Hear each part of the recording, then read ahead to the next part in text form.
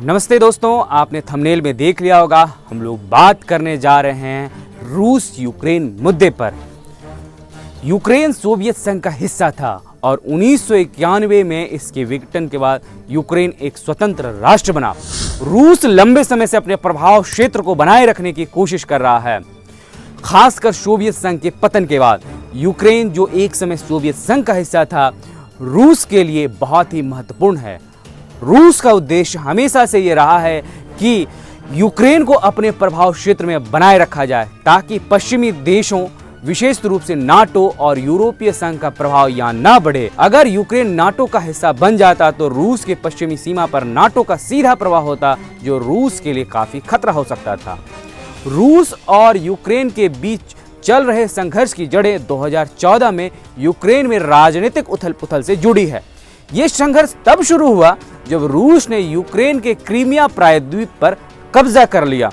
उस समय यूक्रेन में यूरो मैदान विरोध प्रदर्शन हो रहे थे, जिसके परिणाम स्वरूप तत्कालीन राष्ट्रपति विक्टर यानुकोविच को पद छोड़ना पड़ा। इस राजनीतिक अस्थिरता का फायदा उठाते हुए रूस ने क्रीमिया पर नियंत्रण कर लिया, जिसे अंतर्राष्ट्रीय समुदाय ने अवैध माना। इसके बाद पूर्वी यूक्रेन में रूस समर्थित विद्रोहियों ने डोनेट्स्क और लुहांस्क क्षेत्रों में अलगाववादी आंदोलन को हवा दी, जिसके परिणाम स्वरूप यूक्रेन और विद्रोहियों के बीच एक संघर्ष छिड़ गया। इन घटनाओं ने रूस और पश्चिमी देशों के बीच तनाव को और बढ़ा दिया। हालांकि मिन्स्क समझौते के तहत संघर्ष विराम की कोशिश की गई, लेकिन वो असफल रही। इस बीच रूस ने यूक्रेन के पूर्वी हिस्से में विद्रोहियों का समर्थन जारी रखा, जिससे स्थिति और बिगड़ गई।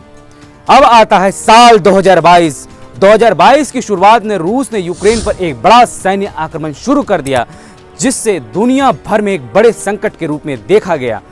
24 फरवरी 2022 को रूस ने यूक्रेन की सीमा पर हजारों सैनिक तैनात कर दिए और देश पे चारों ओर से हमला कर दिया। इस आक्रमण का मकसद यूक्रेन को नाजीकरण और विसेनीयकरण करना बताया गया। रूस का यह दावा है कि यूक्रेन में रूसी भाषी लोगों को खतरा है, जबकि पश्चिमी देशों ने इसे रूस का आक्रामकता का एक और उदाहरण बताया। यूक्रेन पर हुए इस हमले के बाद अंतर्राष्ट्रीय समुदाय में हड़कंप मच गया। अमेरिका और यूरोपीय देशों ने रूस पर कड़े आर्थिक प्रतिबंध लगाए और यूक्रेन को सैन्य और मानवीय सहायता प्रदान की। संघर्ष के शुरुआती हफ्तों में रूस की सेना ने तेजी से यूक्रेन के कई हिस्सों पर कब्जा कर लिया, लेकिन कीव जैसे प्रमुख शहरों पर कब्जा करने में असफल रही। यूक्रेन की सेना ने भी साहसिक प्रतिरोध किया और कई क्षेत्रों को फिर से अपने नियंत्रण में लिया। 2023 तक इस युद्ध ने यूक्रेन के कई शहरों को ध्वस्त कर दिया। लाखों लोग विस्थापित हो चुके हैं और हजारों नागरिक और सैनिकों की जान गई हैं। वैश्विक स्तर पर इस युद्ध ने खाद्य और ऊर्जा संकट को बढ़ा दिया है, जिससे विकासशील देशों पर भारी दबाव पड़ा है। हालांकि रूस और यूक्रेन के बीच कुछ समय के लिए शांति वार्ता की कोशिश की गई, लेकिन वो सफल नहीं हो पाई।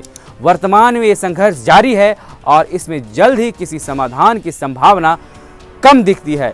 युद्ध के कारण दुनिया भर में राजनीतिक और आर्थिक अस्थिरता बढ़ी है और वैश्विक समुदाय इसे रोकने के लिए कूटनीतिक प्रयास में जुड़ा है, लेकिन इस संघर्ष का अंत कब और कैसे होगा, ये कहना मुश्किल है। अब दर्शकों, जानते हैं यूक्रेन रूस युद्ध पर भारत का स्टैंड क्या है। Prime minister Narendra Modi Ukraine रूस पर स्टैंड मुख्य रूप से शांति और कूटनीति की वकालत पर केंद्रित रहा है। मोदी ने संघर्ष के दौरान किसी भी पक्ष का स्पष्ट समर्थन नहीं किया है, बल्कि दोनों देशों के बीच बातचीत के जरिए समाधान की अपील की है। उन्होंने विभिन्न अंतर्राष्ट्रीय मंचों पर इस बात पर जोर दिया है कि ये समय युद्ध का नहीं है, बल्कि बातचीत और कूटनीतिक प्रयासों के जरिए समाधान निकालने का है। मोदी ने रूस के राष्ट्रपति व्लादिमीर पुतिन और यूक्रेन के राष्ट्रपति वोलोदिमीर ज़ेलेंस्की दोनों से बातचीत की और इस दौरान हिंसा रोकने और बातचीत के जरिए समस्या सुलझाने पर जोर दिया। उन्होंने कहा कि भारत शांति की प्रक्रिया में किसी भी प्रकार की सहायता के लिए तैयार है। दर्शकों, जब भी भारत की विदेश नीति की बात होती है तो भारत हमेशा गुटनिरपेक्ष नीति ही अपनाता है, जिसे पंडित नेहरू ने अपनाया था और उसी धारा पर आज भी भारत कायम है। भारत दर्शकों, रूस यूक्रेन विवाद पर आपकी निजी राय क्या है? आप नीचे दिए गए कमेंट बॉक्स पर अपनी राय जरूर दें। अगर आप हमारे ये वीडियो फेसबुक पे देख रहे हैं तो हमारा फेसबुक पेज लाइक कर लें। अगर आप हमारे ये वीडियो यूट्यूब पर देख रहे हैं तो हमारे यूट्यूब चैनल दी न्यूज़ 9X को सब्सक्राइब कर लें। शुक्रिया।